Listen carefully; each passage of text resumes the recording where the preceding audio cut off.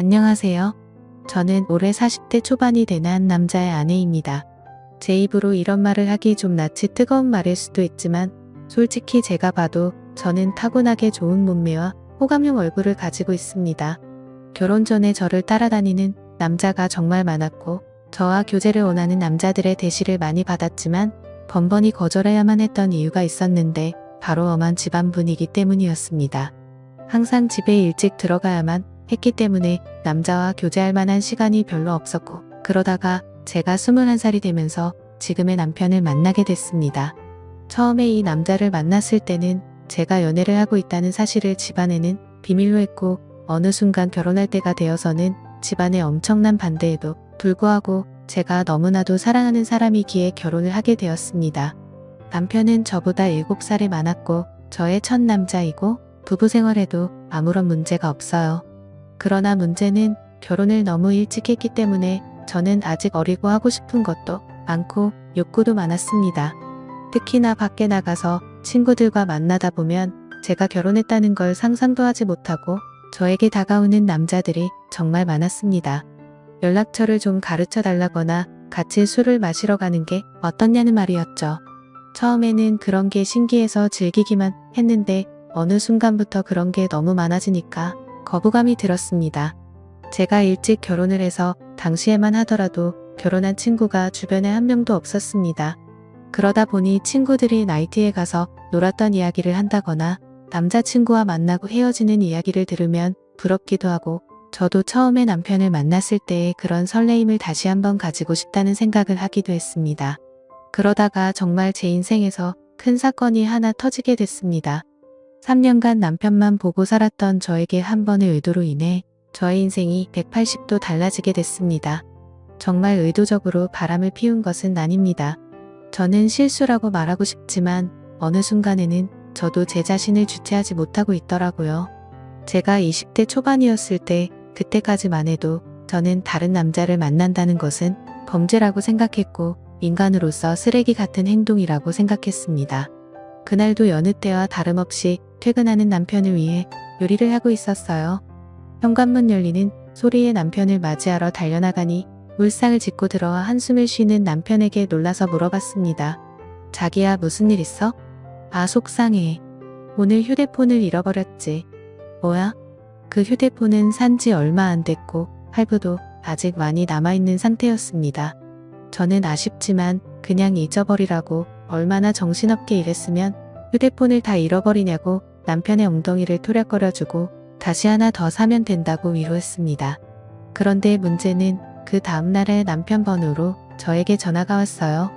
여보세요. 저희 가게에 핸드폰 맡기고 가신 가족분 되시나요? 네, 누구시죠? 어제 가게에 방문한 손님이 휴대폰을 맡기고 술을 20만원치 먹었는데 계산도 안 하고 휴대폰을 찾아가지도 않으셔서요. 여기 저장된 번호로 연락해봤어요. 저는 처음에 그 말을 듣고 남편을 의심했지만 그럴 리가 없다고 생각했기 때문에 알아보니까 누군가 휴대폰을 주워서 가게에 맡기고 외상으로 술을 먹은 것이었습니다. 가게 주인은 휴대폰을 찾아가려면 술값을 가지고 술집으로 오라는 말을 했습니다. 돈은 아깝지만 그래도 남편이 알면 좋아할 거라는 생각으로 약속한 시간에 맞춰 택시를 타고 술집을 찾아갔습니다. 그때 시간이 오후 5시 정도였는데 제가 갔을 때 그곳은 이제 막 가게를 오픈하고 있었어요. 문 앞에 주인으로 보이는 젊은 남자가 있었습니다. 휴대폰 찾으러 왔다고 말하자 가게에 있다며 지하 2층인 술집으로 저를 데리고 갔습니다. 휴대폰을 확인하자 남편 것이 맞았는데 20만원을 주기에는 너무 아까웠습니다. 솔직히 저희 남편이 잘못한 게 아니고 이걸로 술 먹은 다른 남자가 잘못한 건데 왜 그 돈을 제가 물어줘야 되나 싶더라고요. 그러다 문득 그 남자의 외모를 살펴봤습니다. 머리카락은 굉장히 길었고 통이 큰 바지를 입었으며 자기 사이즈보다 적어도 몇 개는 더 커 보이는 와이셔츠를 입어서 그런지 꼭 무슨 힙합하는 청년처럼 생겼더라고요. 걷는 걸음걸이도 껄렁하고 팔에는 문신이 보였는데 깔끔한 정장만 입고 다니는 제 남편과는 정반대의 자유로운 느낌이 많이 풍기는 오빠였습니다. 생긴 것만 보면 제가 좋아하는 얼굴상으로 제법 잘생겼지만 옷 입는 게 영 마음에 들지 않았습니다. 저도 제가 왜 그랬는지 모르지만 갑자기 그 남자에게 한 가지 제안을 하게 되었습니다. 여기 혹시 관심 있으면 술값 20만 원치만큼 오늘 그쪽이랑 같이 시간 보내줄 수 있는데 어때요? 솔직히 이건 정말 어처구니 없는 제안이었습니다. 말하는 동시에 저는 얼굴이 빨갛게 달아올랐거든요. 그 남자는 놀라는 듯 하다가 갑자기 술집 문을 걸어 닫으면서 저에게 다가왔습니다. 그 남자는 저에게 묻더군요. 그 말 진심이에요? 정말 하고 싶어요. 저는 20만 원이라는 금액이 아까운 것도 아까운 것이지만 그 남자에 대한 호기심이 더 컸던 것 같습니다. 그래서 그냥 한 번쯤 해보는 건 어떨까 하는 생각이 들었던 것이죠. 저는 다시 한번 말했습니다. 진심이에요. 대신에 오늘 일은 확실하게 비밀로 해줘야 해요. 그리고 오늘 딱 한 번만이에요. 그렇게 그 남자와 갑작스럽게 가게 안에서 일을 치른 후에 휴대폰을 돌려받고 집으로 돌아왔습니다. 이것이 제 첫 외도의 시작이었습니다. 이왕 외도를 할 거면 좀 로맨틱하게 했어야 됐는데 너무 난장판이었다는 생각이 들더군요. 그날 밤 이후로 술집 주인은 저에게 가끔 연락을 해왔지만 저는 연락을 받지 않았습니다. 막상 해보니까 그다지 좋지도 않았고 오히려 다른 걸 더 느껴보고 싶다는 생각이 들었기 때문입니다. 그 뒤로 저는 남편 외에 다른 남자를 만나는 것에 대해 호기심이 생겼어요. 많은 사람을 만났다가는 남편이 알게 될까봐 걱정이 되었고 집에만 있는 저로서는 다른 남자를 접할 기회가 쉽지 않았습니다. 그러다 생각지도 않았던 사람과의 일이 벌어지고 말았습니다. 여름방학이라고 대학생이었던 남편의 동생이 서울 구경을 하고 싶다며 저희 집에 놀러오게 된 적이 있는데 워낙에 나이 차이도 얼마 안 나고 저도 대입시험을 본 지가 엊그제 같아서 이런저런 얘기하면서 친해졌습니다. 그리고 넉살이 좋은 도련님은 형수라고 하며 저를 잘 따랐습니다. 도련님 입장에서는 나이 차이가 얼마 안 나니까 제가 불편할 수도 있었는데 별로 개의치 않고 행동하는 걸 보고 좋다고 생각했습니다. 그러다 하루는 도련님이 놀러 나갔다가 비가 무척 내려서 집에 일찍 온 날이었습니다.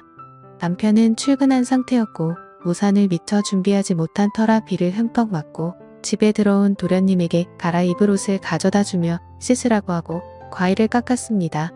거실에서 단둘이 과일을 먹으면서 이런저런 이야기를 나누었고 그날따라 제가 눈을 마주치면 도련님은 어색한 듯 피했는데 그 묘한 느낌이 아직도 생각이 나네요. 그 어색한 기운을 깨고 싶어서 머리에서 생각한 대로 질문을 던졌어요. 도련님 애인 있어요? 지금은 없는데 형수님 같은 예쁜 여자 있으면 당장 애인하고 싶죠. 소개해 주실래요? 오 그럼 나 같은 여자 있으면 결혼도 할 거예요. 당연히 당장 하죠. 한치의 고민도 없이 당연하다고 말하는 도련님을 보며 이상한 충동이 일어났습니다. 저는 그런 도련님의 손을 덥석 잡아버렸고 눈을 쳐다보며 물었습니다. 이렇게 하니까 설레이기도 해요. 한참 정적이 흐르고 얼어있던 도련님은 마주잡은 손에 슬쩍 깍지를 끼더라고요. 그렇게 저와 도련님 사이에 묘한 감정이 흐르기 시작했습니다. 그 일이 있고 나서 남편에게는 도련님 서울 구경시켜준다고 말하고 일주일 동안 대놓고 데이트를 했습니다. 그 나이 또래들처럼 설레는 연애를 다시 하는 것 같아서 며칠 동안은 정말 두근거리고 신났었습니다.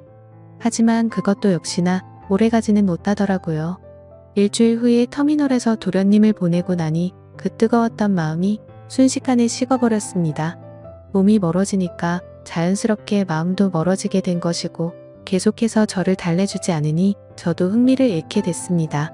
그렇게 여름이 지나고 날씨는 조금씩 선선해지기 시작했습니다.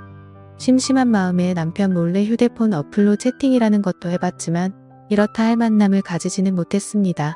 제 주변 또래 친구들은 채팅하는 어플로 친구도 많이 사귀고 연애까지 하는 애가 있던데 이상하게 저는 별 볼 일 없는 남자들만 꼬이는 것 같았습니다. 그렇게 애매하게 시간을 보내다 보니 명절이 다가왔는데요. 저희 시댁은 춘천 쪽에 있었는데 연휴 전날부터 가서 신나게 명절 음식하고 설거지하고 집안에 하나밖에 없는 며느리라 몸이 부서지도록 일을 했어요.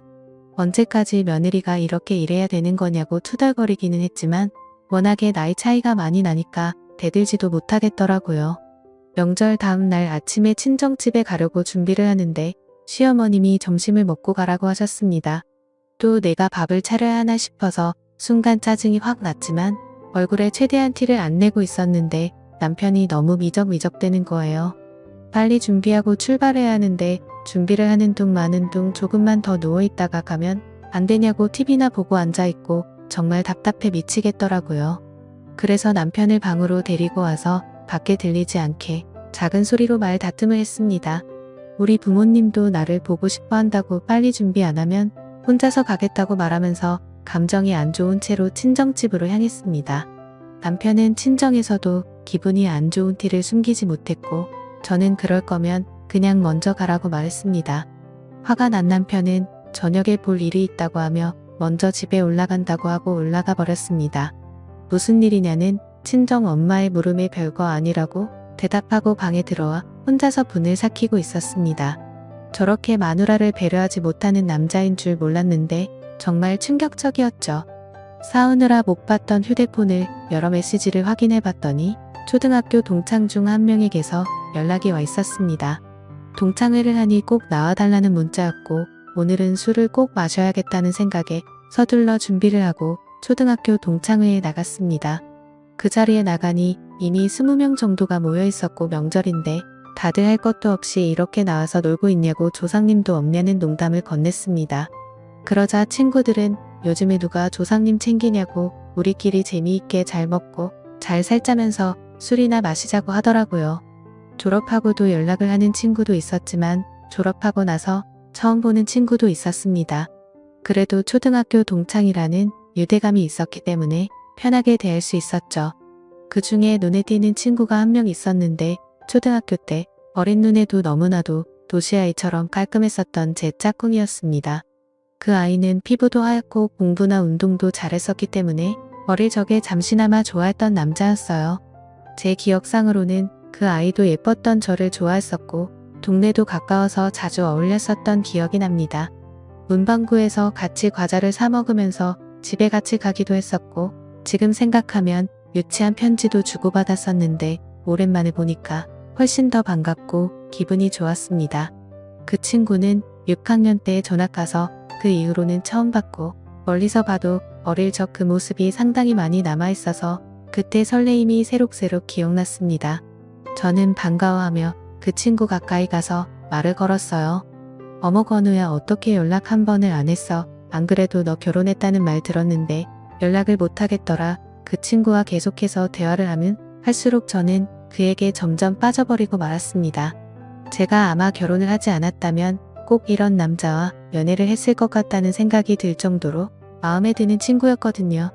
이 친구랑 따로 나가서 술을 마시고 싶고 오늘 밤반이라도 짧게나마 설레는 감정을 느끼고 싶었지만 저는 결혼한 여자였고 그 아이가 저를 나쁜 여자로 볼까봐 신경이 쓰였어요.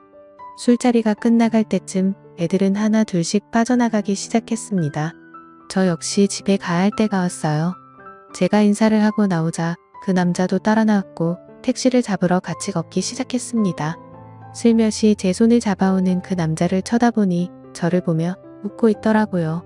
오늘은 완전히 끝나버린 줄 알았던 설레는 감정이 다시 살아나기 시작했고 그렇게 손을 잡은 채로 저희는 한동안 말없이 걸렀습니다. 우린 서로 끌어안다시피 해서 길을 걸었어요. 택시를 타면 금방 헤어질 것 같아 너무 아쉬워서 걸어서 집까지 갔습니다. 오랫동안 걷다가 도착한 저희 집 현관 앞에서 저를 물끄러미 쳐다보더니 제 볼에 뽀뽀를 하고는 부끄러운 듯 급하게 인사하며 뛰어갔습니다. 남편하고도 안 좋은 상황에서 그를 만난 건 정말 사막의 오아시스를 찾은 기분이었어요. 그 뒤로 저희는 종종 따로 만났고 제가 서울로 올라가서도 계속 연인으로 지냈습니다. 그러다 2년쯤 지났을 때 그 아이도 장가를 가게 되었고 그렇게 저희 둘의 만남은 끝이 나는 줄 알았습니다. 저도 중간중간에 다른 남자도 몇 번 만나봤고요. 하지만 정말 사랑이라 느낀 건 그 남자가 유일했던 것 같습니다. 저희는 결국 재회를 했고 40이 넘는 지금까지도 몰래 사랑을 하면서 만나고 있습니다. 저의 두 번째 서방님이고 이제 더 이상의 다른 사랑은 원치 않고 두 남자만 바라보며 살아보려 합니다. 너무 어린 나이에 결혼을 한 게 문제인 걸까요? 저도 가끔씩 제가 왜 이러는지 모르겠지만 도저히 빠져나올 수가 없습니다. 솔직히 말하면 왜 빠져나와야 하는지 잘 모르겠습니다. 이렇게 어리고 아름다운 나이에 기억에 남는 연애도 못 해보고 결혼해서 답답하게 살다가 갈 바에는 이렇게 사랑을 즐기며 사는 게 더 남는 장사가 아니냐는 생각이 듭니다. 둘 중에 어떤 남자를 선택하고 싶지는 않아요. 상처 주는 여자가 되기는 싫거든요. 그냥 이렇게 두 남자를 바라보면서 사는 것도 충분히 가능해서 이렇게 살아가려고 하는데 무슨 큰 문제라도 되는 건 아니겠죠. 제 마음속에는 방이 2개이기 때문입니다. 지금까지 읽어주신 모든 분들 감사합니다. 구독과 좋아요, 알림 설정 눌러주시고 재밌는 사연 또 들으러 와주세요. 그럼 모두들 행복한 하루 보내세요.